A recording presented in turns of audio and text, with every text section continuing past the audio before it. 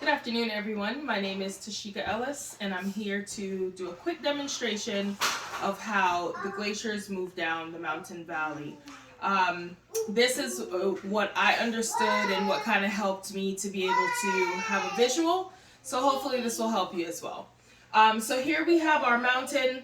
This is the top of our mountain. We've got some snow here, and I'm just going to kind of show you the pace at which the glacier slides down the mountain. So here we have the glacier, and what ends up happening is, if you see, this is moving extremely slow, right?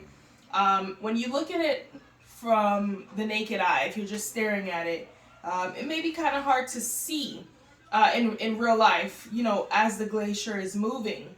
But what ends up happening is, if you were to record, you take a couple clips and then you play it, you can kind of see how over time the glacier moves. So what happens is the snow falls, right, and it takes to the mountain, it forms to the mountain, and actually the ice, not only does it conform to its own shape, but it also helps to shape the land as well.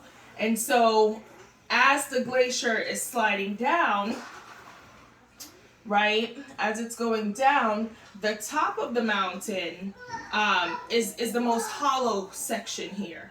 And so what happens is, a lot of times because of the pressure, the hollow part will crack, and it will create what looks maybe like a little pool or like a little river.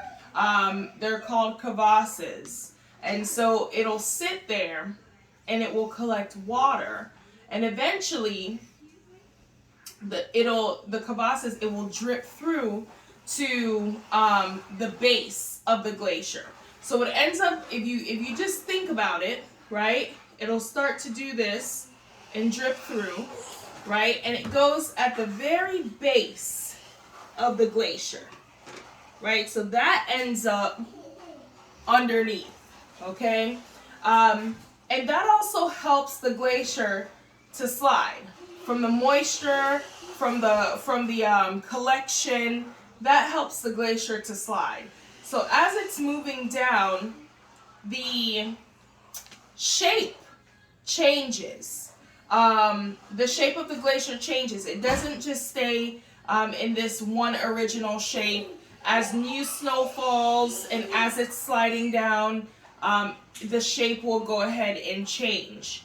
And so I found that to be very interesting because, first of all, glaciers are not something that, I never even really thought about or even knew about.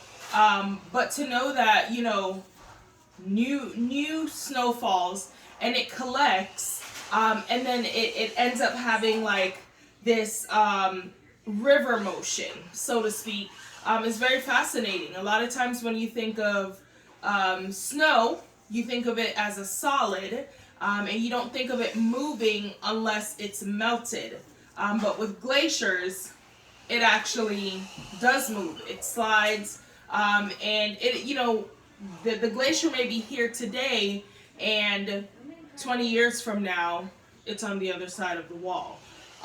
So thank you. I hope this demonstration kind of helped you to understand how glaciers work, how they move, and everything that it takes to kind of get it going there. And it's just a part of our earth and how everything works out. Thank you and have a great afternoon.